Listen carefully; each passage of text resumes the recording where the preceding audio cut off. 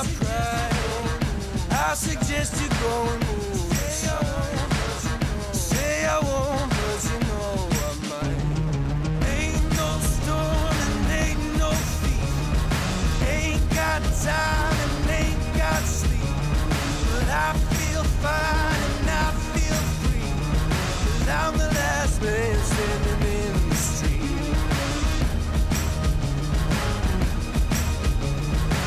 I'm the last man standing in the street. I'm the last man standing in the street.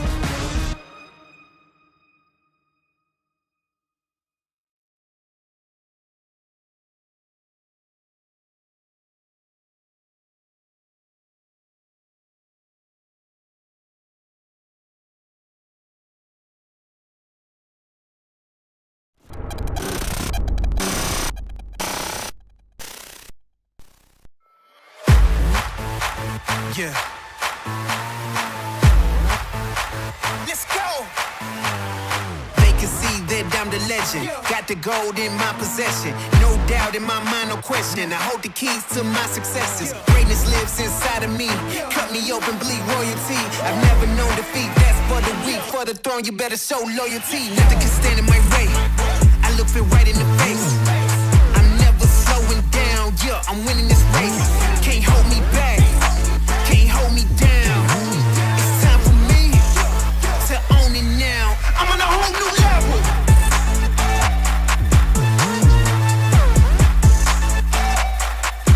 I'm on a whole new level.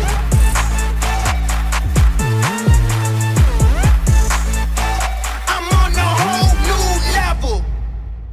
Voltage rising, shock to see. Jury on the move, take the plea. I'm about to raise, so take a knee. It's reality, not make-believe. Making waves, can't stop me now. I'm taking names, then I'll take a bow. Never throw the towel, I own the crowd. I'm coming in and I'm getting loud. Nothing can stand in my way. I look it right in the face. I'm never slowing down, yeah, I'm winning this race. Can't hold me back, can't hold me down. It's time for me to own it now. I'm on a whole new level.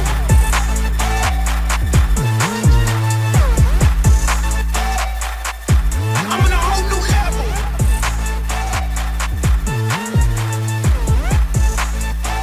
I'm on a whole new level.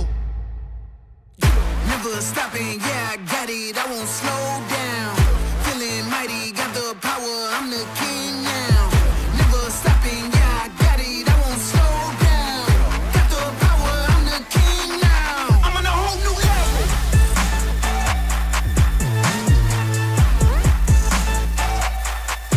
I'm on a whole new level.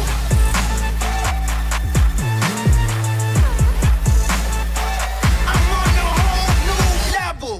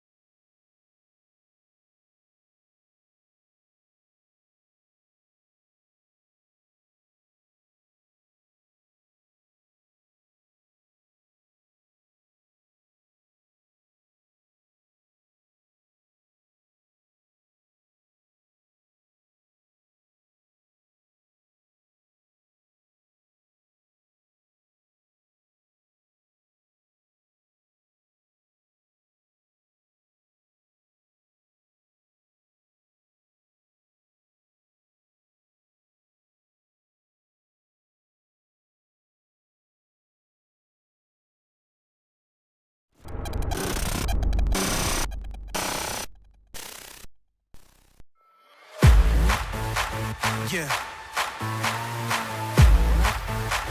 Let's go. They can see that I'm I'm the legend. Got the gold in my possession. No doubt in my mind, no question. I hold the keys to my successes. Greatness lives inside of me.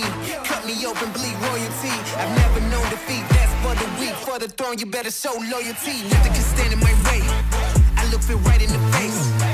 I'm never slowing down. Yeah, I'm winning this race. Can't hold me back. Can't hold me down. It's time for me to own it now. I'm on a whole new level.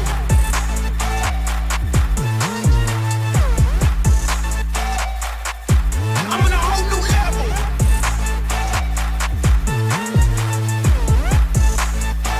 I'm on a whole new level. We got Bill's it. We're fault. back. We suck. Bill, it happens. Yeah, last week it was me. This week it was Bill. Cheers, Dude, folks. cheers. Let's go. Let's go. Let's get it back. We got the Basil Hayden on deck, folks. The toast. All right. It's delicious. Man, that's 2 weeks in a row for us with the mic. Very surprising stuff. Dude, it is. Very surprising stuff from us. We have a lot going on, but no more excuses. That was on us. Let's go.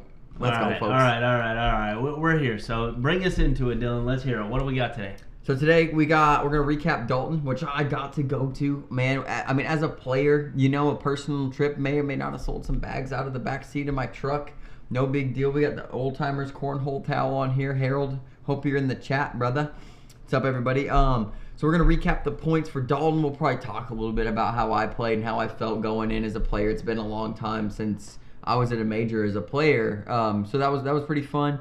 And then we'll get the winner circle going. We'll get Jack's hacks going. So if you're looking for somewhere to stay in Tulsa, Oklahoma in about 3 weeks or so, we'll get you that place that Jack recommends. Read the bad review, the good review. And then we're going to get into some Family Feud, folks. And there's a few topics that we're going to get into. So buckle in, you know what I mean? Grab your swing oil. Make sure you got enough for some resupply, some oil changes, all right, throughout the podcast here. But we're going to talk about juniors being pros and what that means and if they should stay in the division or not.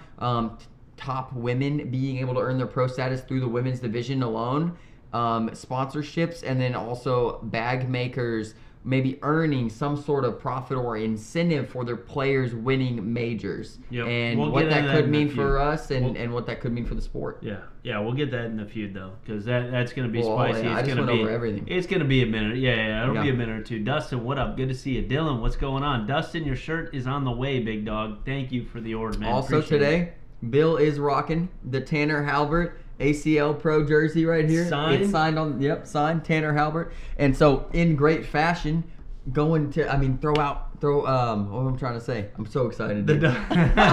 But in memory of the OGs playing together, I've got the Eric Zock line. I love Let's it. go Easy, ACO dude. Pro, the Easy Eric Zock line, number 6 in the world, man. So we had to get Easy and Tanner in here today, folks. Some pretty cool jerseys we got on today. And I mean, I got to get some more this last weekend, folks. The collection's getting awesome, and autographs from you guys.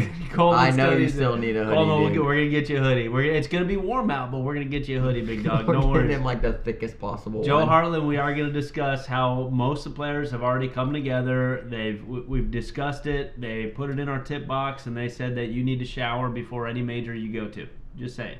Yeah, but we do want to just say thank you to today. We're getting thanks to Tanner Halbert and Eric Zockline. Hopefully we can run through all the jerseys. Yeah. Some of them a little too big, some of them maybe a little too small. But we're going to do our best to get every single one. Perfect. Yeah, it's thicker. These ACL Pro jerseys, folks, if you don't know anything about them, they're a little thicker. Super thick. Yeah. It's crazy. They're a durable fabric. Made. Yeah. But we just want to say thanks to those people, man, because they're sending these things either free or we're just, paying shipping or paying a little bit of money, you know what I mean? And these could be really cool someday, man. They're really cool to us right freaking now. To some people, they're just, oh, sure, you want a jersey? That's we're weird. We're filling it's a closet right now, which is awesome. Yeah. Which is awesome, because we're going to be hanging them all up later. It's freaking cool. Once we get the CBC shop, the big shop, the 10,000 square foot. Whatever we're going to call it, man. But that'll push us right into the winner circle. A lot of winners this week, man. And me and Bill kind of make quite a few appearances this week, actually, in the winner circle. Let's go, Bill. You ready for number one? You got all the names. Oh, okay. Nice. Alan Ballard. Let's go. I'll take the first one. Love Alan, man. He's in there. Blue OG carbons he's throwing there. Taking a first place down. Love to see it. Actually, I've been messaging Alan a lot lately. Alan's great. Alan's great. Yeah, I talk to him all the time. David Jones in the chat. What's going What on, up, Davey? Good to David? see you, man.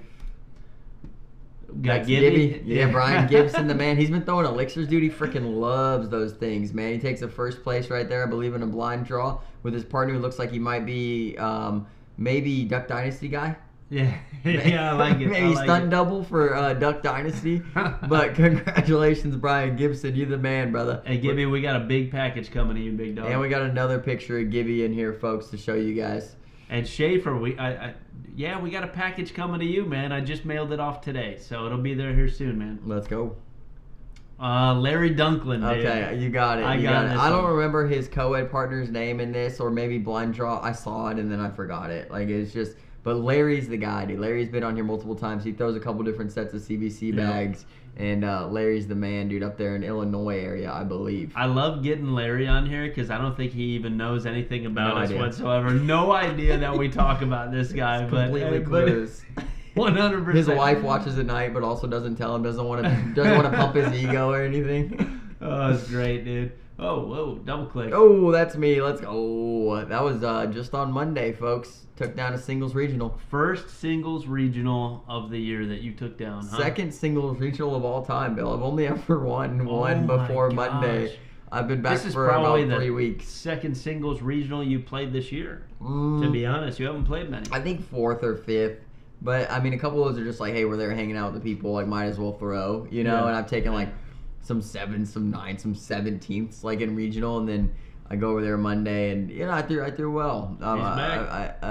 We're kind of back. We're kind He's of back. All right. Let's get it off Enough you of for a me. minute. We got Joey and Matt Norris here. Let's go. That was last Friday. Sankin and Drankin. Are they Yeah. throwing Ronins there, Bill? Yes, they are. And I was also throwing Ronins, folks. The Ronins are all over the podiums. They're nice. They are Yeah. crazy Yeah, good. they're nice. If you don't have a set yet, folks, they will be a go-to bag. If you can throw anything between about a 5 and a 7 on your slow side and a 7 to a 9 on your fast side, they will work for you in some sort of conditions really, really well. Yeah, humidity. They are very controllable, very hole friendly. They're freaking great, man. That's our shameless plug right there, Bill. Right, and there's us again with the Ronins. Taking Let's third go. place with the Ronins. Got a Doubles little regional. bit of money. Daryl Macon in the chat. What up, Daryl? What up, Daryl? Good to see you, man. Daryl's the man, dude. All I got right, to we're hang out not with we're Daryl not a little spending bit. much time on us here. I'm Yeah, I'm get moving rid of on. us. Oh, there's Bill again. Hey, Elixirs this time. Elixirs, yeah. Bill With, could throw about anything CBC puts out to offer. I mean, the Ronin's about as fast as he can get on the scale. Yeah, That's about that's you true. go into the Phoenix Magnum range. Bill is not having a good time. I've been practicing with the Ronins outside a little bit just because Dylan, he's never going to switch on any doubles regional that we do, so now I got to get good with those bags. But I'll tell you what, I throw more of those in the hole than I do the bags that I actually use, although I do play a different game. They with are the a bags that I PPR use. booster. Yeah. They do. are. But if you play somebody who's got a dirty game, or like you want to play a dirty game, then they're not always getting the same DPR that you're trying Right. to get out of your elixirs or your Right, hole your for hole. dead reckons or they whatever. can block and stuff like that. You just got to slow them down a little Tanner bit. Halbert in the chat, he says, nice jerseys. There it is. Yeah. What up, Tanner? Yeah, we got them We both. got them Let's both. go. Easy and Tanner Halbert, they're back, baby. It's us. I love it. man. I Hey, love thanks, guys. Just wanted to say thank you, Tanner. We gave you a couple shout outs earlier, but we just Yeah. appreciate it, man. Yeah, good to see you in here. Hope to Thank see you you very in the much. future, man. And good luck. Good luck in the Pro Nationals coming up. Yep, can't wait to see what you do, man. Who we got there? Carrie Carrie White. White. And Dalen? Yep, throwing go. dead reckons. dude. Dead Reckons. I like it. That's an area. And they got a CBC banner up in there, Bill. Where is that? What? Did Derek put that in there? I don't think so. Bill, because now I'm freaked out a little bit. Who's got a CBC Because that's banner? green, too. Like, what is that? Oh, he might have taken whatever one was on there and then kind of redid the graphic a little bit. I can't even show it, folks. No, I show can't it. Okay. All right. Harold, This you is missed it. things- Harold, you missed it, man. I was just wearing this a minute These ago. are things that Derek does, folks. Here's the original picture. That's the original there. Don't you love Derek, man? He Can I just- love say it. new and improved? Yes. I'm just kidding, Charlie. Come on. I love it. Come on. I love it. Oh, man. Still waiting on a bit of Ron. This is Ron, look, we look, haven't look. made a banner. Ron, I want to show you one more time. We haven't made a banner. Yeah. This banner, we just showed the real picture. It's not our banner, but it looks like ours now. We are Derek going to is show a one that one genius. of our bag reps he made on his own. I mean, completely made on his own. Yeah. Yeah. So there's that. Is this Steve and Mike right here, Bill? Yeah, Ron, since you're in here, make sure we're correct on this. This is Steve and Mike. Steve and Mike, Mike and Steve. Yeah, I heard the other night that up there at Three Rivers, I believe that's where this was for this one. Yes. 85% of people throwing CBCs up there. Dude, we got to get up there. We're getting up there, Ron. And an airmail pot that's at like $1,000 a bag or something like that. Yeah, it's at like we gotta be $4,000. there. We got to get there. I'm trying to steal all your money, Ron. I'm coming for you. Mike and John. Mike and John. Okay, yeah. Mike and John. I said Steve and Mike. Yeah, you did. It was close. John White. Got it. Pretty got close. Got it. And then we got Josh, and I'm not sure the guy on the left. The partner on the left, yeah, bearded fella, got a nice beard on him. But Josh Greer, he's thrown those impacts for a long freaking time. That was the first bag, like Josh first is the professional guy. set of bags that he bought too. I remember meeting him at the Axe over there, so it was cool. And shout out to Three Rivers Cornhole for just, they bought a couple sets of boards through us. One they have, a second set on the way. Yep. So Ron, to you guys in Three Rivers Cornhole out there in that area, New Johnsonville, we got to get out there because we appreciate the support. Yeah, we're going to get out there. Yep, 100%. All right, last but not least. You too, Justin. Good seeing you, brother. Last but not least here, Gibby. There it is. So Gibby made this. Yes, he made Ron, this banner. Gibby Ron. made this one himself. Do not come at us. Made that, yeah, he made it himself. All right. Look at Gibby, dude. The tucked-in T-shirt and the work jeans, but they're kind of holeys. He got boots on. I like the Gibby look, man. Is that how he throws? I'm or is not he just sure. showing up one day in the shop taking a quick picture? I respect it either way. Also, folks, if you're looking for some boards and you're not coming through us, you want to look at somebody more local who does place 10 points, second place 9 points, third place 8 points, fourth place 7 points. After that, the players tie in the bracket, so they go down by 2. Fifth place is 5 points. Seventh place is 3 points. Ninth place is 1 point. No participation trophies in CBC. Got to take a top 10. But hey, Ricky, that's right. The stream threw a bill bag. Man? Why does everybody give me crap? You know what? A bill bag is not you anymore, Bill. It is its own thing, Yeah, right? okay. It may be attached to your name. Just because it has my name? Some people might know it as a front board. Even in Korea, it was a Joe bag. A guy who threw a lot of those. It was a Joe bag. You're the one But who probably started the bill bag name. I may have. But the stream just did have, the internet had a bill bag right there, folks. did. But we're back. Hey, I'm freaking back. All right, so we got this. Let's move on. Let's see the winners here, or the points that we tallied up for this week.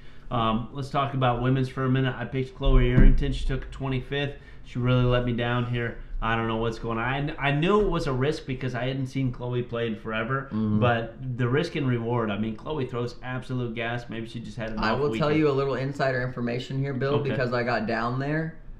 Chloe was hanging out with her boyfriend quite a bit. So we do know sometimes with the younger players, when they get a little, we've seen it before. When they get a little thing going on, they get a little off. Yeah. You know, and I'm not saying that was the reason. Maybe Chloe hasn't thrown. Maybe she had a bad day. Maybe she was ill. I don't know. What I know is what I saw, and this is what I saw. I know she's better than 25th. Yeah. That's all. Kelsey that's all it is. takes 13th, uncharacteristic of her in women's. She just said she couldn't get it going. She had a great finish in singles, which we'll talk about later, but she couldn't get it going in women's.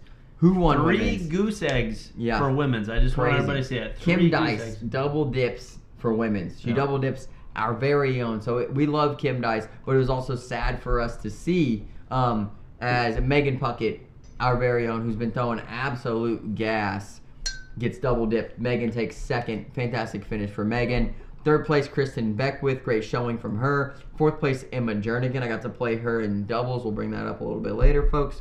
Shameless plug coming soon. Dana Babello, fifth, who continues to kind of be in the top 5, Bill. And Chloe Arrington took 5th. I'm the worst. Chelsea Arrington took 25th. Wait. You got points. Oh, my Plot gosh. twist. Plot twist. Dude. Yes. Folks. Oh, Bill's fired up. That's awesome. I'm glad I caught that, too. He's probably been doing this to me all season. So at the end of the season, he's going to have more points than I am, and he's going to make me do something stupid. Bill's having a mustache for Worlds, folks. I'm not doing Vote a on mustache it. for Worlds. I'm not. And if I do, all of this is being shaved and this, and I'm going to do the bars all the way down. Oh, that'd be Maybe sick. I'll even keep it on the neck a little bit. It just comes down. Yeah. Grow out your neck beard and it connects to your chest But I'll hair. keep it super long right here, so it just those sides, you could put little beads in it like Jack Sparrow. Maybe I'll braid have enough to braid this side and this Braden side. Easterling. Something like that. Braid. All right. Seniors. Mark Smothers picked him. He took a 5th. I knew it was a stacked field. He did all right. I mean, a 5th place. That's solid. I'm okay with that. Yeah, no, that's a great finish from Mark. It was a stacked field. Johnny Thomas, my pick, takes it down. Daryl Macon takes 2nd. Junior Williams takes 4th. What I want to talk about is the 3rd place finisher, folks, because Bill didn't pick him, so you could probably guess who it is who did a great job. Mick. 100% Mick takes 3rd place. Mick, Seniors. I picked him like last week. And he took like a 13th or something, Bill. Yeah, that's okay. I got a Hey, pick. congratulations to the old folks, man. The Walkers and Canes were moving well. Daryl's he goes hard, man. Daryl was talking to me the whole time. He's chitter-chatting around. He's my best buddy, dude. For a I love senior, Daryl. Daryl's got a lot of energy. So does Johnny Thomas. too. Yeah, they're both. Well, Smothers too.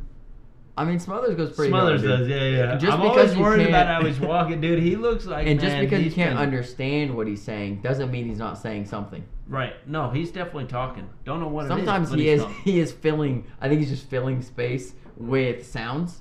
Sometimes, but I'm not sure. I'm just speculating. What did he do for his entire life for work? Or what does he still do? I don't know. Some sort of construction. He Yeah, wears neon orange. Exactly. The pants are exactly. beat up. And the boots and how he walks. You could tell it was like concrete or something like it was tough work, man. 100% bricklayer, dude. Yeah. Now he's laying bags in the hole. Juniors, man. Juniors. So Mason takes 5th. Caleb takes 4th. My pick, Riley Brewster. This is the worst pick, folks. I will never pick Riley again. I already talked about it while I was there. Said, Riley, you freaking suck. I'm tired of you not caring about the sport. I told him that, but I wasn't being super serious. But he also knows he's been spending more time hunting and all sorts of stuff that, dude. And the juniors don't care about juniors because they don't get money, and they're like, oh, I win money in my blind draw every week when I beat up on everybody else. Yeah. I mean, Why use all my focus juice? It for is a juniors? division, and we're going to talk a little bit more about this division in the Family Feud. So I think I just wanted to say that. But first place, Jace Thompson. Congratulations, Jace Thompson. Your first purple jersey, brother. And he had a great interview. If you talk to Jace, folks, person to person, he's a dirty little guy, all right? He's got some issues up top, okay? He's a little crazy. But in the interview, dude, he was so composed. It was probably one of the best interviews I've seen from anybody, dude. He was composed. He was educated. Like, I was like, who is this freaking guy? Especially the juniors. You know what I Right. mean? Usually they get on there. Like, I mean, if I were to mimic Bryce or something like that, and you were to be, what's the guy's name? Finn? Phillip? No. Jason, who said, I'm a good fella. I'm a good fella. But if I were to be one of those juniors, man, I've seen it time and time again where they get out of those interviews and, they'll go and talk, and then ask them questions and be like, yeah. No, Jace wanted to talk, dude. He was stoked to be there. And they don't say anything sometimes, Right. Yep. Yeah. So you freaking took them down 21-0. Looks like you were throwing gas, blah, blah, blah. Tell me about your strategy. I tried to throw them in the hole. Bags down the middle, brother. And that's it. But So, hey, congratulations, that's good, Jason. Jace. Isaac takes 2nd, and Bryce Jefferson takes 3rd. Kayla Roberts takes 4th. Preston Hollis and Mason Higgins tie for 5th. And I met the Hollis' dad over the weekend. We talked for a second. Great dude. Great people right there with the Hollis'. All right, what's next, Bill? Co-ed. I took that one down, Bill. Yeah, Kelsey, My people, Brandon, Kelsey and Brandon, they let me know too. They let me know. They came It's a up. good pick. Like, hey, we got you some points in co-ed. I was like, Yeah. let's go. Yeah, I could have Let's used those go. points. I could have used them.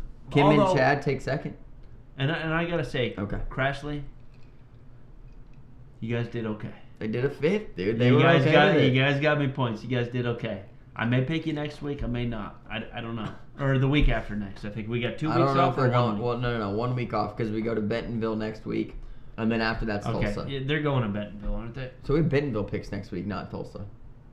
Oh, yeah. I'll change that. No, that's already changed. I deleted it. No, it's right here. I know, but that is nothing. Okay. Right now. Yeah, we got you. Okay. Anyway, Crashly, you guys did all right. You got me 5 points. I need 10s Yeah. though. I need 10s. I'm way behind. I don't know. Philip if I goes out on a limb, takes Tammy and Junior. I think they have won this year, but he does go out on a limb on this field, and he takes 17th. No points for Phil. 2nd place, Chad and Kim, who I saw Friday night. They gave me jerseys, folks, and the jerseys that they gave me were a first for us this season because we got season 19 major champion jerseys. So those are pretty cool. Those are the first ones we've gotten.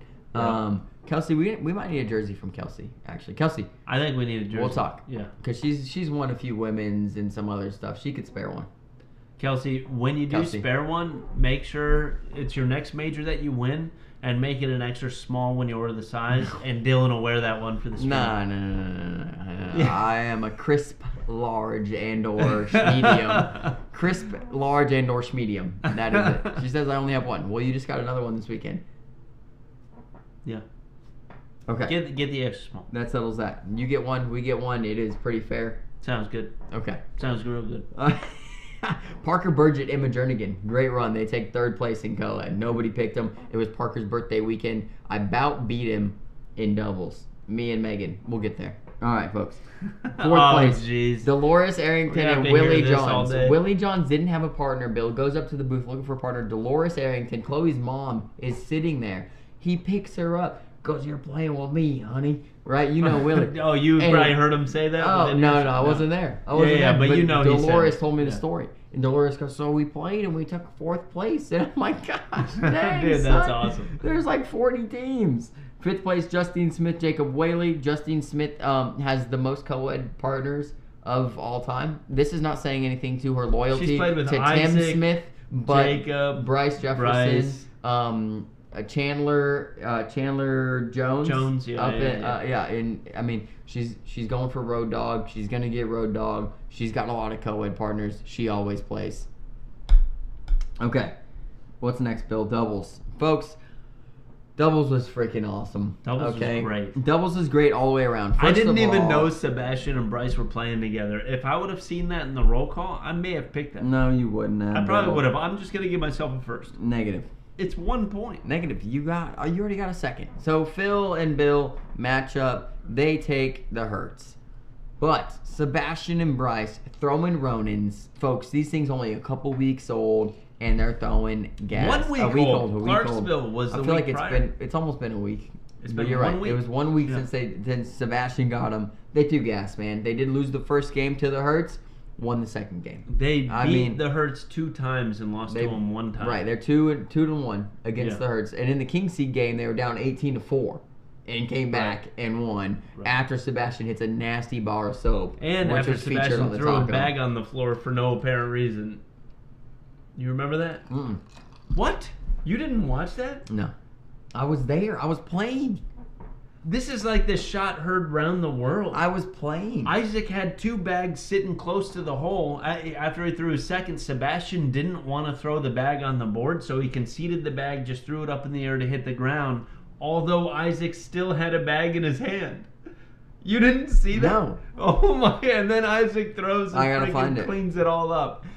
It was funny. Even they talked about it on the, what's that, Whole Nation.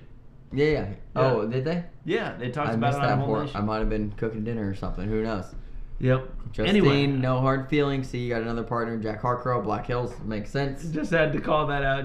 Oh, it's Makes sense. Jack, me and Justine, Black Hills going. Yeah. I like it, dude. Second That's place, awesome. the Hurts. Third place, Mason Higgins, Cody Pierce, which is who I lost out to. Batman and James Hill take fourth. Matt Ledbetter, Zach Rush, so another CBC team. Matt Ledbetter, he may be the owner of High Roller Bags, but he threw some CBC this did. weekend. Some carbons. I like Zach's that, too. carbons. I like that. Oh, we have a great relationship with Yeah. Matt Ledbetter, man. He's great. He respects our bags. We respect his bags. I mean, we're good there, you know? Yeah. And then Johnny Thomas, Daryl Macon tie for fifth as well. But, folks, highlight of the thing. Well, Tanner Neal, Zach Keir take ninth. Those are our guys. Zach Keir, our newest pickup. Tanner Neal just started throwing gas. You know what I mean? Out of nowhere. They Hopefully take a I ninth. do that someday. Yeah.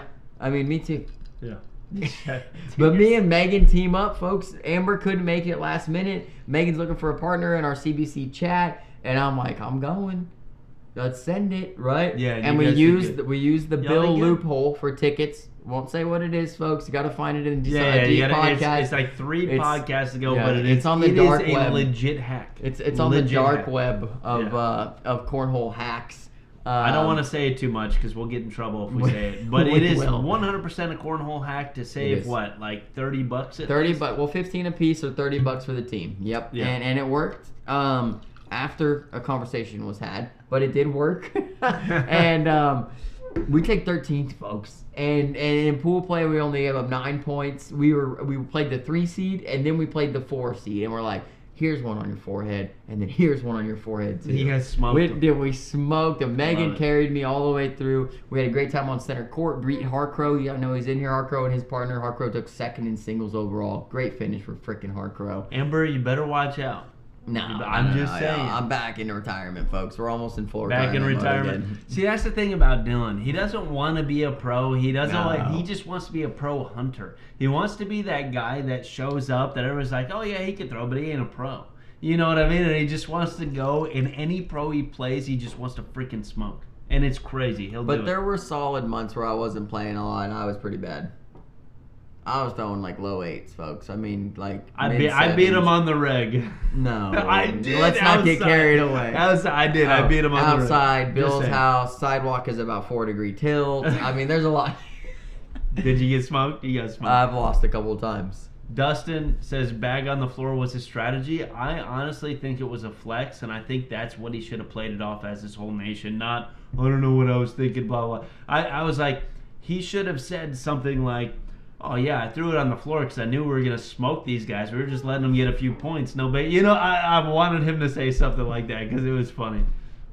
Kelsey said, me too. Kelsey, you're going to make pro this year. I don't think there's any denying that. Yeah. Daryl Macon, he's just a bag maker. That's right. I'm just a bag maker, commentator, running guy. That's what I do. Running guy, goatin guy. Some goatin guy. All right, let's keep going. Let's keep going. We gotta get the singles was crazy. 4 main brackets. I did make the main bracket, folks. Self-plug. You made the main bracket. Everybody can see through your head right now. All right, I want to talk about top 4 real quick because we always forget to do this. Mason Higgins takes it down. Congratulations, brother. Yeah, Mason's been throwing absolute gas. He gets picked up on Gusto this week. He's throwing the bags really well. I want to see the matchup me and Bill want to see. There's a couple of them actually, but Mason Higgins, Brock Beasley, and Mason Higgins, Nate Stevens.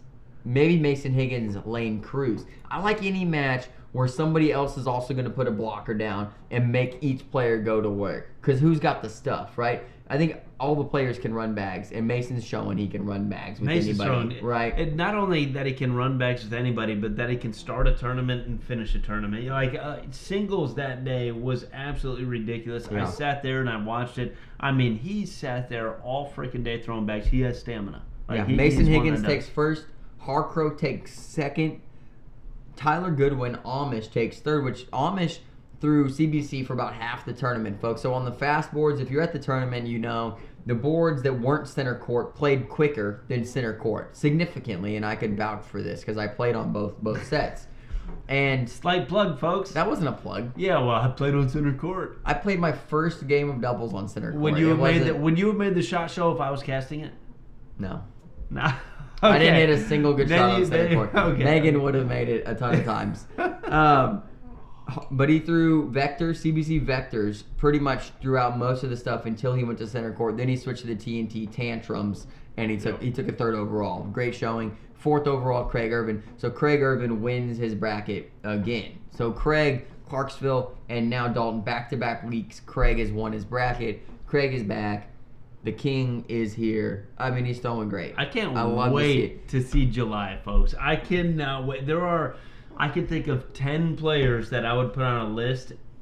They could all still lose, but those 10, any one of them could win it. Yeah. It's ridiculous. And Isaac was awesome. Who he had in his bracket. Isaac is who he had, and he beat him for King's seat. I got that game live because I started to kind of shuffle around and grab some live games, and then he beat him to get in. But, I mean, they were stacked brackets, man. Dustin, he played Mason in his bracket. We watched Mason on the live feed, I think, throw, I think it was 23 of 24, something like that. I think it was 6 rounds, missed 1 bag, I think is what happened. That is not right, is it? No, I hit start half an hour before. Jack, I did not beat you. I think that Megan beat Lowell. Lowell was a little cold coming into the game of me and Megan against Jack and Lowell. Lowell, I think he threw into the 5s or 6s, and Megan was ready.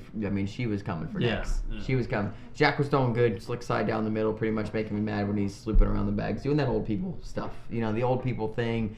Yeah, I wasn't doing that well. Jack's just to let you know, I talked to Rush, and Rush said that you're freaking throwing gas, dude. So I wouldn't, even if Dylan beat you in a game of doubles, Rush was saying in singles, man, you were throwing absolute gas. Wore him out a little bit. Talked to him on the phone about it. He was a little bit sad, but Zach's back too. Yeah, Zach threw well. Zach is threw back. really good. Zach is back. Yeah. I mean, and there were crazy brackets there, folks. I mean, it's not even a plug because I didn't play anybody good, but the A bracket was crazy. And that's the bracket that Caleb was in, Brandon Earls was in. It's the one, who won that bracket? I want to say Mason. Might have been the one. No, Mason didn't win that bracket. He won a different bracket. Tyler won that bracket. Amish won our bracket. But it was crazy, man. I mean, the gameplay was great. Dalton was cool. I think they're going to extend it out to make it bigger next year. So hopefully they do, because if they do, we will have a center court there. Yeah. You know, this year we didn't get invited, and I was, to be honest, a little salty about it. But when I got there, I was like, there'd be no way. Like, we're not fitting in here anywhere. So, but it was good to go down as a player. Brandon Earls takes 5th. Isaac Hurt 2nd in his bracket. Caleb Hurt 9th in his bracket.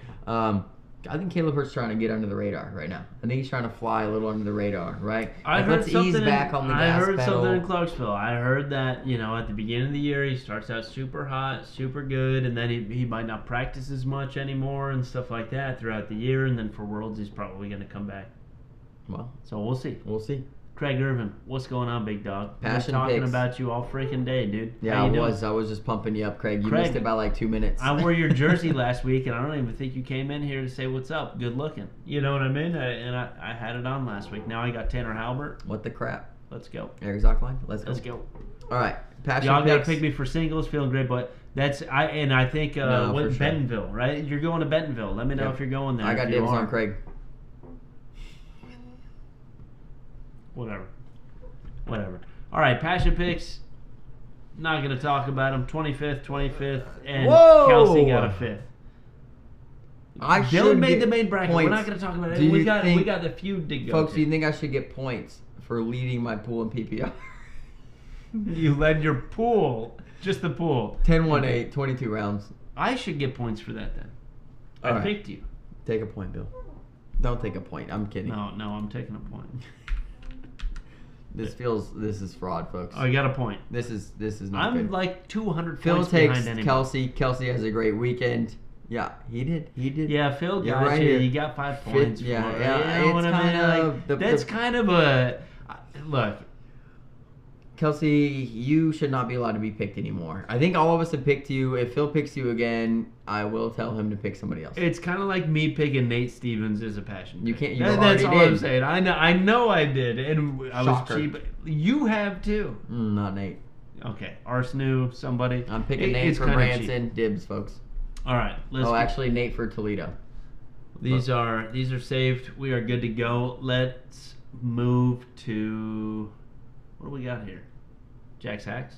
Yeah, let's do Jack's Hacks. Hey, folks, if you're going to Tulsa, Oklahoma, right quick, we're going to do Jack's Hacks, the hotel. It's going to be a little fun little segment. We're going to do the worst review here. Didn't you tell me Bentonville was next? We did Bentonville last week. Oh, okay. Tulsa, we like to get a few weeks ahead. Let's go. I got you, Bill. Wait, what Jack, is this? Hello. What is it? Derek did this. Is it going to transition? Hold on. Happen? It's going to 3, 2, 1.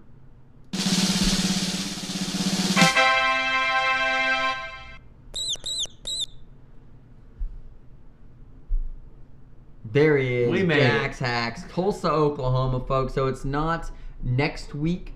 Next week is going to be Bentonville, and then the week after that is Tulsa. So we're giving you about 2.5 weeks advance here. This is Jack's Hacks. He's got the quality in Tulsa Central.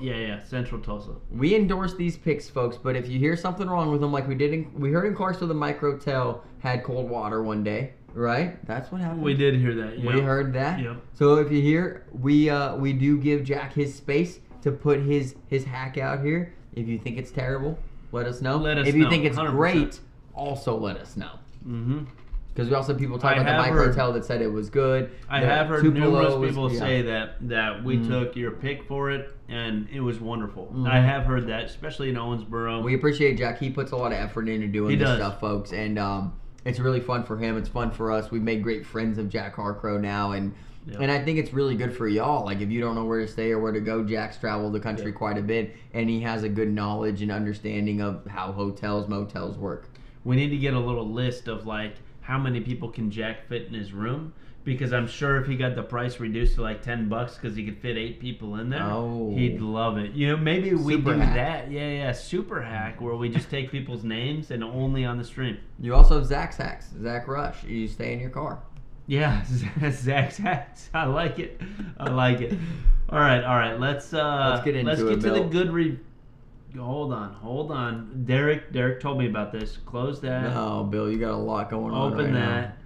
Okay, good. Well, right now. Pleasant. Okay. Overall, 6.7 on the reviews. Overall, So I'm D sure plus. that's out of 10. Some of us have gotten some D pluses. And I'm sure you can't go below a 1 on these. So a 1 is where they start. That's where they start with everything now. Okay. So that's what it is there. I'll Don't just- threaten me with a good time. See, Jack would take a list of 8 people every week, I bet you, just to reduce the price Oh, down yeah, to go like ahead. $10. Okay. Good review. Folks, I did a lot of searching for this review here. I thought we'd start bad and finish with good. I Okay, feel like that's okay. how you should do things. You Okay, start bad, all right. you finish Good good. review's gone. Come on. We got the Come bad on. review up. This person says never again. This is pretty Never recent. again. I think it was December 2023, so pretty recent. Said stayed here many years in a row while attending the Chili Bowl. The Chili Bowl, let's go. What's- These are good people right here. Okay. all These right. people, they need a good bathroom, guaranteed. We know that. That's what we know, right? I mean, Okay. can we not assume Or if you're going to the Chili Bowl year after year, this isn't your first time to a chili cook-off, right? I've been to like 3 chili cook-offs Okay. ever. This person goes to the Chili Bowl every year. They rely on good plumbing in their own homes, let alone a hotel. okay, but if you rely on things like that because you eat so much chili, does that mean like you're okay to say, "Hey, this place is good enough"? Oh, yeah. Because You're a you traveling you live chili- at home with nasty, stinky all the Chili time. Bowl's a stock car race. I'm so stupid. You don't want to know what There's I thought. got to it was. be chili there. You don't want to know what. There's got to be chili. What Come up, on, Sean Ricky. O'Brien? What up, brother? Sean, what's going on, big dog? All right, let's read the review. So they said, sorry to say this will be the last. Found out that this place has changed hands and it shows. The place has gone downhill. Our room was in need of updating. I mean, that's like every hotel or motel room. You know, like, they all need updating. Most of them, unless they're built Right. brand freaking new. Before they used to come in to the room and tidy up every 2 days, but that didn't happen this time. Breakfast, non-existent. Packaged cupcakes, so what? 2 cereals and microwave sandwiches, along with not too hot coffee, was it. Thank goodness there was a new Dunkin' Donuts, got it. Also some clientele that is staying here makes you think, what? Makes you think what is going on? I don't know what that means. Oh, like Make some you shady think, people. what's going Maybe on some here? shady people. They make there you is think, what they're saying. what's yeah, going yeah. on? Yeah, like what is this? Right. That's kind of weird too. There are many other hotels in Tulsa. Okay, whatever. Blah blah blah. That's the worst review. Let's look at the best review here. Okay. Yeah. The best review, and I just want to call this out, and I did this on purpose. It's from Toothless Wonder. Toothless Wonder. Toothless Wonder This- Z. Yeah. Toothless Who- Wonders. Oh, Toothless Wonders. Well, there's a space between Wonder and Z. That reviewer is a liberal. I love it. Jack. Hey, Jack, did you get your set of golden Trump shoes? They're for $40K right now on eBay, dude. Just letting you know. 40K. 40K. Jesus, dude. I stay here at this location about once or twice a month, so Toothless Wonder is a frequent on this one. Room is always clean. I prefer the accessible rooms as they are closer to the office. Don't know why you want to be close to the office. Checkout is quick, and the hostess coffee cake and microwavable breakfast sandwich are not bad at all. Wouldn't you I say would feel good like- if you don't say not bad? Like Not saying, hey, bad they're at not all. bad. Is it You a should double say negative? good. Not bad at all. No, it's not a double negative. It's just saying it's good in a bad way. I'm just saying when the negative review said they had microwavable breakfast sandwiches, that's better than some other places. I mean, a I microwavable wanna breakfast know what sandwich this is, can yeah. be pretty good. I'd take like 6 of those guys and throw in the dang microwave. I'd be stuffing pockets and I don't even have a lot. As long as they're not bad. That's Can what you Toothless have a Wonder said. bad... I'm trying to think of a bad microwavable breakfast sandwich. I feel like if it's Jimmy Dean, I'm going to take them all. Like, I mean, it's just... That's I'll true. be throwing them down the hallway, and that's the reason you're close to the office, so that you can sneak them into your room quickly, I right? like it. Yeah, I'd sneak them too. Right. Sometimes check-in can be on the slower side, depending who's at the desk. But overall, a decent stay for the money. That's why I keep coming back. This guy sounds like a Jack Hack, for sure, kind of guy. Toothless Wonder. Person. Yeah, person. I'll say person. Yeah. We don't know. Yeah, if you look at the picture, it may be a Toothless Wonder. I don't know. Hoppin' Jans? Mrs. Hoppin' Hoppy, Jans? Kayla, what's going on? You guys finally home. That means you guys just got done with your weekly tournament. They just got back from Dalton. I'm kidding, but they were down there. Okay. Just getting back from that, man. That's a long drive. I saw him. Okay. That is Jack's Hacks. It is the Tulsa Central Quality Inn, folks. I didn't see the prices on their bill, but I would assume they're somewhere around $70 a night, knowing Jack. That's the only thing I didn't. Oh, no. Hold on. Dude, we're so bad at this. I was getting this ready. I did not prepare this part. That was my fault. You see him face palm when I mess up, but I don't even give him the mouse. You do not understand If how I much had the this mouse, guy we would wouldn't mess up. You guys have no freaking... Whoa. Oh my God, dude. Whoa. Get rid of the mouse. All right. Get rid of the mouse. All right, folks. We're about to move into Family Feud. This is Jack's Hacks for Tulsa, Oklahoma. If you're going, let's go. I'd stay at This the is Quality where Inn. to stay. If we were going, that's where we'd be, right? Yeah. Hey, let's go get the shares going, folks. This is about to be Jack Hacks. 72 a night. That is something we 72 always a night forget. is solid. We always forget that. 72 a night is awesome. Jack Yep. really only needs 6 people to stay with him to get down to that $10 mark, right? $12, yes. Yeah. Well, $10 mark. 6 plus him, 7. Oh, I thought you were saying $10, 6 total. 20 cents. No, he needs to pay $10 a night. Okay, 6 total, $12 a piece. All right, here we go. Ready? This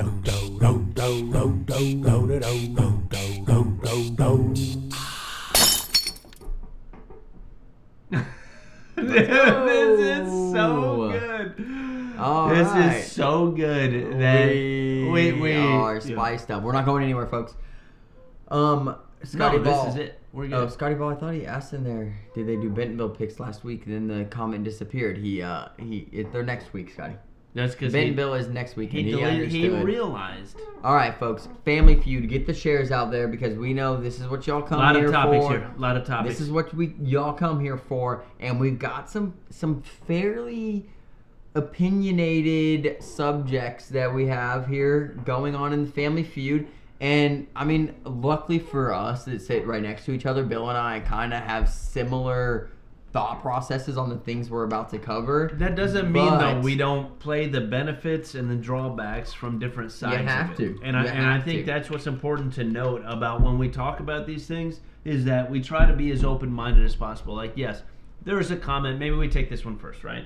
There's a comment that says maybe bag makers should get a sort of incentive package if some of their people or somebody wins singles or doubles, whatever tournament it may be, with their bags, right? Yeah, I could find the exact comment. It is right here. Bag makers need to start getting a kickback from the ACO if a player wins a major with their bags. Give the bag maker $500 bonus. Which, I mean, this number, it could move left or right. Like they do if a pro player wins wearing the jersey, which they do give the $500 extra for wearing a pro jersey. If you win singles, $250 per player for doubles. Just so that's out there. If you didn't know that, now you know. They have to pay the ACO to allow their bags to be used in the league. They have to pay for everything necessary to make them. And Booker kind of goes into things about what a bag maker has to do to even get started. And this being the first year as a ACO stamp being required to throw in the ACO, we are all, as bag makers, having to hurdle things and get started pretty much. Even people that have been established for 4 or 5 years. I mean, not a lot of people are buying the bags because they were buying stuff from the ACL and they were doing this and doing that, and it didn't really matter. I think we need to go one by one and talk about his comments before you just read the whole thing, right? Go ahead. So the first thing is give the bag maker a $500 bonus like they do for a pro player if they win for wearing a jersey. So essentially he's saying if somebody wins a tournament, we'll just say singles only, not singles, doubles, or else that'd be like ridiculous money. But singles only, right? Somebody wins with our bags, the ACO cuts us a $500 check because it's our bag company. What are the benefits? What are the drawbacks of that? Right, Number benefits for the ACO and drawbacks for the ACO. Is that what you're saying? Benefits for the ACO, drawbacks for ACO. I think everybody knows the benefits for the bag company. $500. $500. Bingo. Right. Okay. Not just $500. For the bag company, in my opinion, it would allow more sponsorships for players, more incentives for players. Like, let's say some bag companies do a $200, $100, and then $50 podium money for somebody that wins with their bags, right? If we win and let's say the ACO pays us that $500, I can now sponsor 3 people, not just one. Right. You know what I can go with more people with that specific package anyway to be able to play that singles and do that. So number one, that is awesome for me. It kind of reduces the amount that I pay right now for sponsoring somebody, which is great. It incentivizes us to pick up the absolute top people. Right? It incentivizes us for those absolute top, and not just pick up anybody off the street, but the top people to be able to play for that. Something I want to say about this, Bill, is it also gives the great players, the top of the line players, a leverage piece to the bag companies. Right? It goes, hey, last year I won X amount of majors. That, let's say they won 4 majors. That equals $2,000 in your pocket, right? That's a good. I didn't even think about that. Right, and because right now the players don't have a lot of leverage in the ACO with bag companies to get a sponsorship. Right. It's like, oh, well, I make Cornhole posts and I finished 5 in the world. It's like, well, what did that equal? We don't know, right? But what does this equal? 5 major wins equals $2,500 to your company, right? I would, if you pick me up, I would like to see 20% of that to me, right? This is absolutely solid. Something for the players, right? Yeah. And we think about this just bag makers, benefits, and down draws, and then ACO as well. But this is huge for the player because a leverage for the player to actually go with a company that is going to invest in them, which I think here at CBC we do a pretty good job. I've heard of other people in other companies where they are getting nothing and they're a top player. You know, and I'm not hating on that, but what I'm saying, this gives those players a leverage piece because I know you made $500 when I won this major.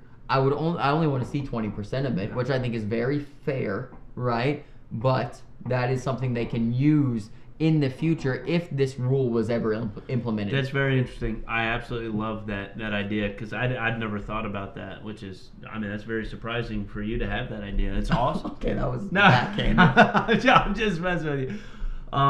Okay, so, you know, just taking that a little bit further, right? So they have verifiable data that they can say, hey, this is a value that I can bring to your company just playing specifically majors. Mm-hmm. Like, we're going to get into sponsorships a little bit later because that's what, you know, other people ask and stuff like that. But this kind of ties into that a little bit because getting somebody sponsored, you want to see, well, what do they offer? I don't want a freaking person that's out there on a walking billboard. You know, like somebody that just wears the stuff, shows up, and throws bags. That, like, I'm sorry, when it comes down to it, we are a business, right? And we work our butts off. Like, we work so much for absolutely, like, we don't pay ourselves or anything like that. We have goals, right? And we want to meet those goals in the future, which is to buy a big shop, open up a huge cornhole place, stuff like that, right? Those are our goals. So we don't take any money whatsoever from the company. And we work so freaking hard to do this that, yeah, I mean, what value does this person, we do it on a case-by-case basis, offer to the company, and what value can we give to them, right? And that's what we think about when we actually sponsor somebody like that. So when somebody comes up and they're like, oh yeah, I get $500 per singles win, and last year I won 4 of them. That is somebody right there. I'm like, dang, well, this is a person that we need just off the rip without having to be that walking billboard. Now, I want to give you a little bit of insight into our specific company. I don't know how other companies are for this whatsoever, but our specific company, we've had numerous major winners, right? We've had singles before, we've had doubles numerous times, we've had co-ed, we've had women's, a winner in almost every bracket, maybe not everyone. And I've talked to somebody and that's very, very good at cornhole. I mean, absolutely ridiculous. Could get number 1 in any of these categories whatsoever, right? And they come up to me, they're like, yeah, but if I win, you know, that brings value right there. And I'm like, I asked him, I'm like, how many bags do you think a company sells because you won a major? right? And maybe you give a time frame on that, a week, that major, and then a week after. However many you sell of that specific series may have come from that major, right? Right. They thought 30. The same day after winning, they're like, yeah, you probably sell 30 sets. We wish. 30 sets? We wish. 30?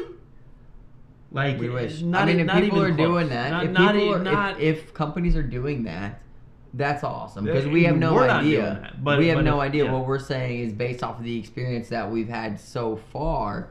That's not what's happening. Yeah. I mean, you also see things like, to play devil's advocate, Bill. We saw Trey Birchfield win 2021 national champion of the ACL, and we saw that company literally take off almost because of that national championship. Right. Do we have to factor in things like ESPN? Absolutely. 100%. And that's 100% a factor. But so you see that as a player, and you think at least a percentage of that could also happen for you. We're not seeing it yet, folks. At least not in a way that we can give you premier data. If you win a major, we're selling 20 sets of that bag every single time. Happen. It's not happening. Not even close. It's not happening.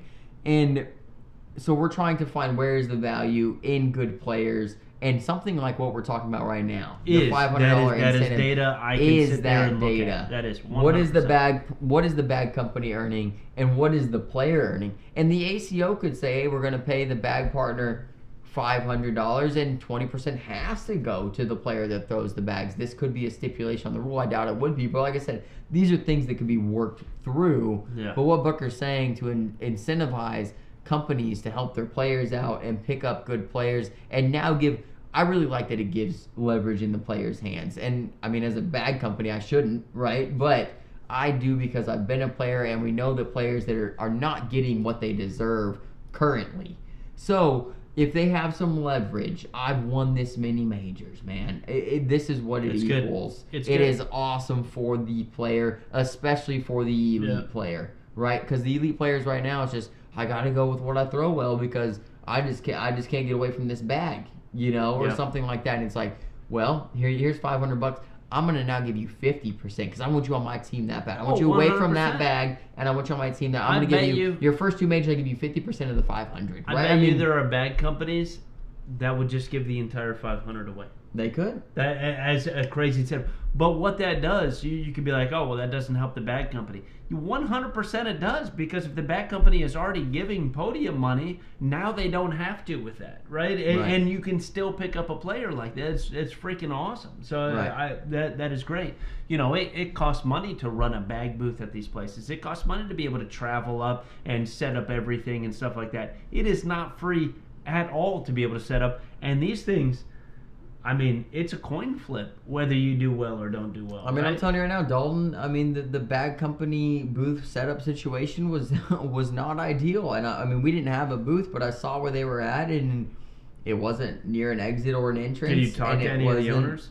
Yeah, I talked to a couple, and they felt unfortunate, because I mean, you don't know until you get there, folks. And that's true. They felt unfortunate about the situation that they were in, of where the bag booths were. And on day 2, they did open a bar closer to the bag booth so that there was traffic getting that way, which was great. But day 1, I mean, I know that it was a little low. And I don't want to rag on the ACO at all, because they do think about it. That's one of the first things that they think about when setting up a venue.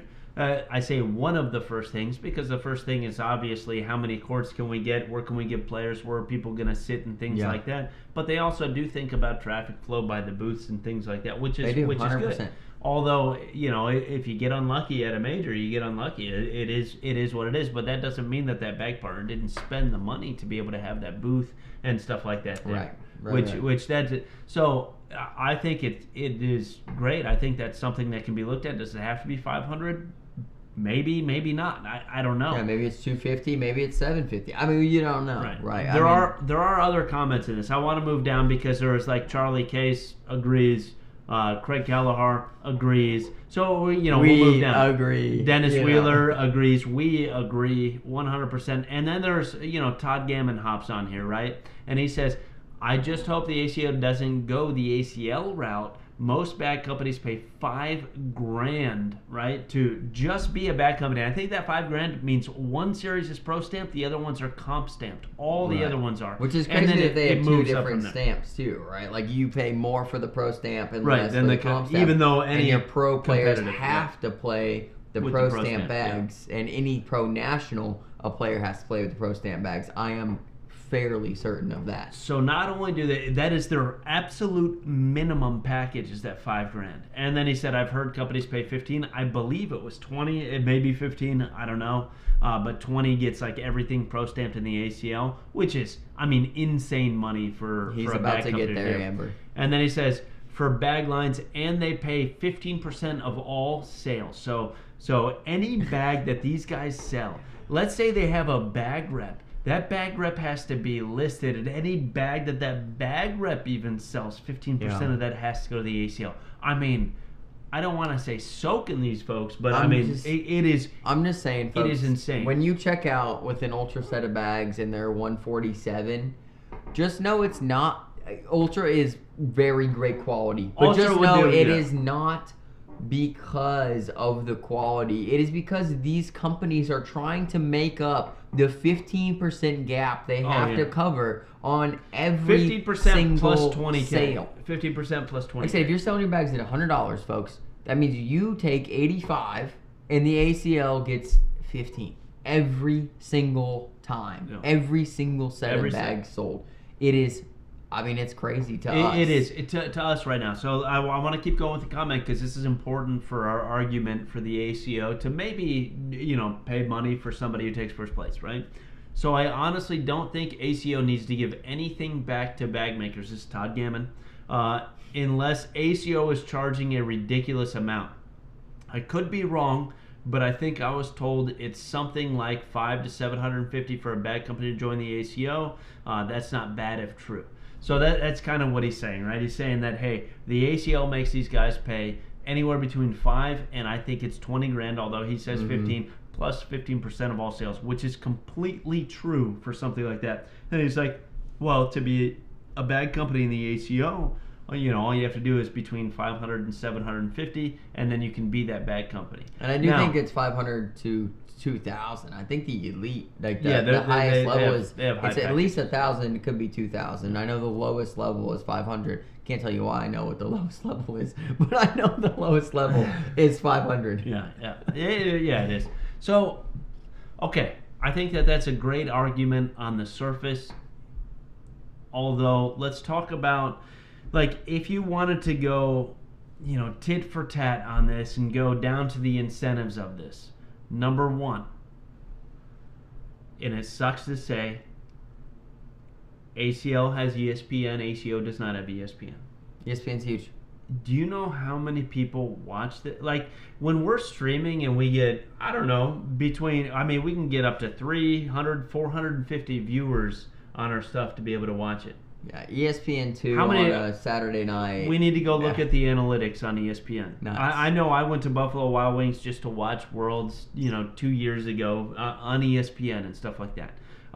That is one thing. Crazy. I mean, I watched a Pro National on a Hooters. You know what I mean? Like Bush 4 is months best. ago. Bush is best. Bush Yeah. is best. Huge sponsorships. Huge people out there that promote these things. Huge people. Like this. So I have one question. Have you ever shown up to a tournament before where somebody had ACO stamped bags and it was hey, we only throw ACL here, so you have to get ACL bags? Never heard of that in my life.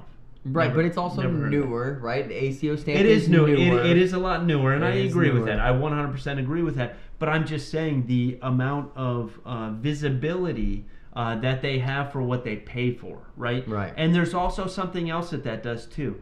The third thing is that it's a barrier to entry. Right now, to get the lowest package, anybody with $500 and a sewing machine, Yeah. right, can join, which is why we have how many bag companies? 70 67, or something 70, like that, somewhere around there bag companies, which, and I'm in this game, and I haven't even heard of a bunch of these, although the barrier to entry, right? The non-compete, if you want to go in the ACL, the barrier to entry is between $5 and $20 grand off the rip without any equipment you have, and you better be a freaking good maker and have sponsor pros, or you're never going to be hurt if you're going to get stomped on right now. Welcome to the chat, brother. So that's another incentive for that, right? There are major differences in the structure of both of these. $500 at a tournament, I don't think is that bad to be able to like treat the pros more of how they should. And be it might treated. not have to happen forever. You know what I mean? It could be. Let's try it for a year and tell everybody, right? Hey, we're gonna try this for a year. What does this do for the ACO, right? If this grows the ACO, we are going to keep it and possibly expand on it. If we don't see growth, right, from the bag companies, from the ACO players, memberships, all that kind of stuff, then we're going to remove it because we are wasting $500 a major. And I'd be okay with that kind of transparency, right? Hey, this is something we're going to try. And maybe you only try it at certain majors. Maybe you only try it as long as it's announced beforehand, we're going to try something like this. Right. Kind of like we did with our sponsored pros. Hey, we're trying it this year. We're going to maintain our word throughout the year. If it doesn't work out, if we don't see a benefit from it, next year things are going to have to change, right? And we told everybody that, and we would have tanked the company taking care of our sponsored pros, right? I mean, 100%, because we're men of our words. We would do that. So that is what I don't know. And I'm not bashing the ACO. I'm being exactly legit. Like, what are the benefits to be a bag company in the ACL right now compared to the ACO? Right now, the ACL has so much visibility on these people that they're. So, we'll just say West Georgia Cornhole, Titan Bags. Dylan Burst is killing me. Well, we're going to say Titan Bags, right? Come on. We're going to talk about this in a second. Titan Bags, they put out a freaking meme the other day that said something like, if we stacked the amount of bags that we sold this year, it would have been, I don't know if it was just over Mount Everest or double the size of Mount Everest. And bags regulation are 1.25 inches thick. I mean, somebody Over said there's Mount now Everest, 40,000 sets. 40,000 a month. 40,000 bags, not 40,000 sets, right? 40,000 bags. So 10,000 sets, right? It could have been. So sets, if you guys don't like Jordan Power and the way that he acts or plays, I'm just letting you know, people like Jordan Power, Adam Hissner, right? Those people are throwing Titan bags. Those bags are freaking selling. And those guys are getting paid, son. And like I said, when Bill talks about busting into the ACL market, and we talk about just starting Bill's just talking about just starting, right? If you want to pick up a top-level pro, you better be ready for 10 grand, 20 grand, 30 grand, 60 grand. I mean, there are people that have sponsorship bag deals from word of mouth that I've heard that are upwards of $60,000 from a bag sponsor alone. Folks, that is not happening right now for us. No. I'm telling you, that is not happening. And that's okay, but that gives us a goal to reach, right? And trust me, I'm not making an argument to say, hey, if you can't beat them, join them and stuff like that. I'm making an argument to say, hey, how can we get us to that level in the ACO? I don't want to leave I love the ACO. The ACO is absolutely wonderful, but how do we get this to that level? And does $500 per person that wins just singles, or does that help it at all?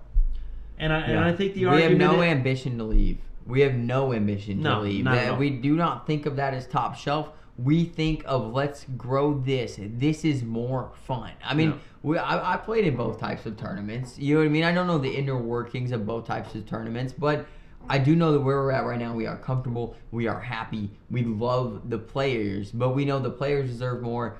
The bag company deserves more. And the organization as a whole, in my opinion, deserves more from just regular people and the community of people that like to play cornhole and watch sports, right? I think that is where we are behind, and that could be made up at least a little bit here with this incentive. I think so. A little bit, yeah. But those are the ideas that I would have, right? It is ideas, how can we freaking just blow the ACO up out of the water? Those $500 deals and stuff like that to be a bag sponsor, like when I talk about a barrier to entry, $500, man. Anybody with a sewing machine, 70-something bag company. Like that's Right, and we do a little more than that, how right? am I supposed to compete with 69 other companies? Like Right. it's crazy. We do think things will change as time progresses, folks. We We do. do think, especially for bag companies, because we're going to see people leave, and we're going to see some people establish themselves as what we'll call top dogs, right? Right now, you have no idea who the top dogs are because everybody's brand new. This is the Right. first season. There's so many. You Yeah, could yeah. say whoever you want. You know what I mean? And we could sit here and agree or not agree, but there's no analytics to show That's true. what is happening.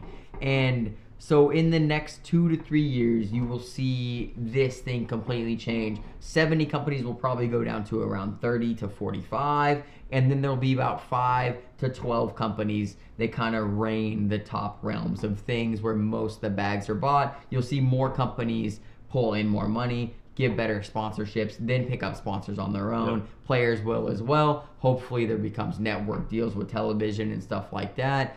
And then the sport grows. This is stuff that me and Bill think about at 2 a.m. sometimes, Oh, I know. dude. Like, Hey. this is no joke. Go ahead, Bill. Who on here wants to see Dylan and me cast on Netflix, ESPN, CBS, Hulu, CBS, yeah, I mean- whatever it may be, dude? If we got, We would love that, but we would love that not for That would us, be but for hilarious. the sport and for what it could do for you guys. Oh, it'd be- what it it'd could be do crazy. is insane. Like you guys know that when we broadcast, we're just voices. There's not a lot of self plugs when we broadcast. It's just kind of us. well, frickin' other than there you on. winning the pre-party. Other than that, that got a That little happened crazy. one time. All right, it happened one And I time. just plugged And now it. we have a regional.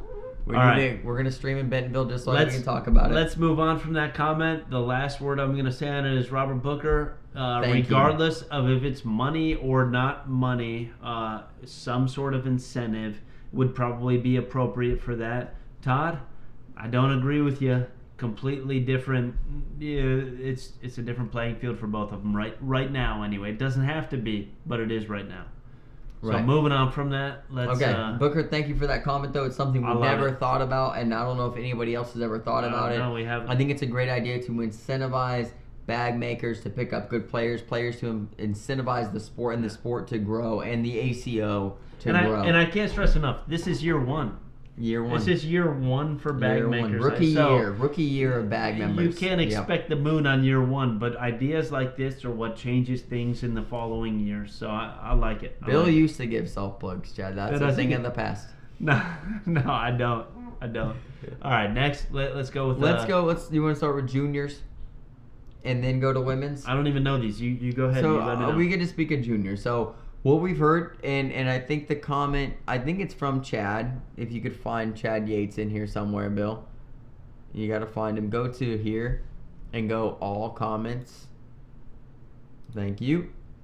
And we're gonna find Chad somewhere in here someday, maybe right here. This may be an unpopular opinion. I hope not, because it's in no way personal to anyone. But I think we should consider making juniors a non-pro event. In my opinion, and only mine. And the only reason we're reading this is it got 10 likes and hearts, which means that other people also agree. Mm-hmm. Which means that it's something we should bring up. And that's kind of how we base these things, folks. If people are liking it, it means they want to hear about it. It means that they have an opinion about it as well. This is a tough one, but I do think that I'm against Chad's comment here. And I think that Bill maybe too. I don't know. But Well, I have a son that's getting to the age for cornhole too, and we'll talk about this in a second. Right. But I just want to read the other two replies because they're short replies here. Okay. Cherish says, "I feel like a person who has reached pro status, they shouldn't be able to compete in juniors." And then Chad says, "I agree for sure." So I have a son. He's 10 now, and I try to get him to play all the time. All the time. I go outside. I'm like, "Hey, you want to throw some bags? You want to do this?" And he's been out there. You know, he's one of the guys that grabs a corner and just freaking tosses it As hard as And, he can. You know, maybe it hits 20 feet or something like that. Doesn't hit the border. And I know that there's 10-year-olds that are throwing gas. I mean, Yeah. I know that there are some that can Cash. throw very Cash good. Jamness, And Rich's son. Yeah. and personally, I wouldn't want Liam to go up against this guy, although I did talk to him the other day. Why don't you throw bags? And he's like, well, because I'm not good at throwing bags.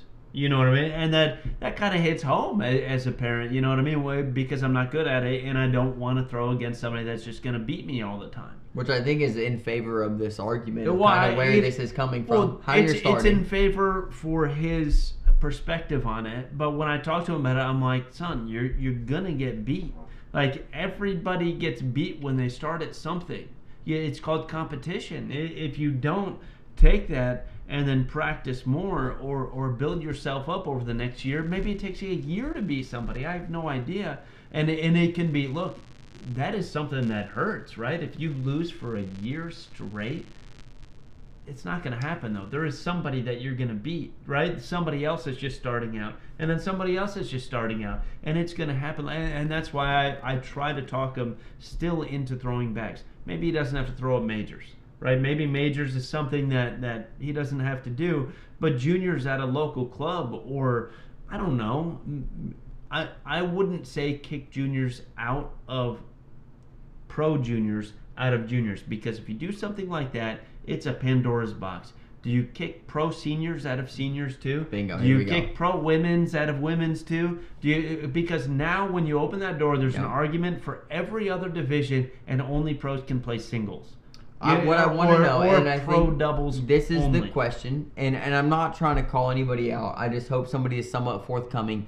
What is the benefit of eliminating the pros from the junior division? Because I've tried to wrap my head around it, right? And the only thing I can come up with is that it's so that little Johnny or little Sally can get their first win sooner than if there were pros there. We all know that wins build confidence. 100%. And we know that. We know that. So I think we also know as adults that it's not a bad argument, but what is the risk versus reward on this? And the risk is no pros in seniors, no pros in freaking co-ed, no pros in women, no pros in doubles. There's a doubles non-pro. There's a whole new just pro bracket, which is event. already pro series. Right, and this is the thing: the juniors, the percentage that they make up of the field already is very, very low. Yeah. Right, and same with women's and seniors, and that's why these divisions are already getting perks right off the rip. Guaranteed 2 games. Juniors especially for free. 0-2 every major you go to, you're guaranteed 2 games as those build. I mean, you're guaranteed to play in an environment that is something new to you, competitive, the hardest brackets in the world, right? In all the divisions. But in juniors especially, it's free. It is free to play. So it is very hard to remove juniors from a division that is already free, right? Like, if you're paying for your kid to go play in that division, I think you have a much better argument. Hey, I'm paying this all the time. These kids, they're 16. My kid, you know. Now, what we're talking about, I don't think means that there can't be a, you know, how they do a blind draw, the big blind draw, they do quads, they do so. Like, we're not saying that there can't be a tournament, and I wouldn't just restrict it to juniors, but I would restrict it to numerous people. That is a free tournament that nobody pays, but nobody gets paid out, and it's just like, hey, this is for a beginner tournament. You know what I mean? To where people could show up. Well, maybe it's singles beginners or something like that, just to get people. We're not saying that isn't a possibility of something like that happening, but I wouldn't say it's just juniors beginners. Some of these tournaments don't have many juniors at them as it is. So yeah, it's usually somewhere between separating 12 those and even more. 25 players in there already. We say between that, but there has been some with 30 or 4 or 2. Exactly. Below 10. What I would say below 10. There has been some with that, and that's not completely the ACO's fault. I mean, that is like, you go to a brand new place, and then you expect these kids to be able to get off school and then buy plane tickets for it. Like, it gets or their very parents have to take the work off to right. get them there just to get there that day. Right. And but should an actual division that you know is there in a lot of these, like yes, a lot of the freaking juniors are pros. They're freaking good. They're the best in the game. I wouldn't they are say the a up and lot of coming. them. Jace Thompson just won. Let's talk about Jace Thompson. Not a pro. He still stays in the division. He just beat, I think, 3 or 4 to 5 different pros in the juniors division to win. So if you remove the pros, right, people like Jace Thompson, are Are they still now there. eliminated because Jace Thompson, Parker Burgett, right? Ace Rogers. I mean, it's just, I'm not sure if it actually helps out with the confidence of the players you're trying to get started. I understand the reason, right? The thing is you either make it a non-pro event, or the other argument is making another division. Another division would take too much time out of the major. The majors are already pretty much as cramped as they could possibly be, in my opinion. Yeah. So we have a bunch of comments. We go got to ahead. talk about some of these. And I just want to mention one thing on the last one on Chad's, right? Kids are the future. Completely agree with.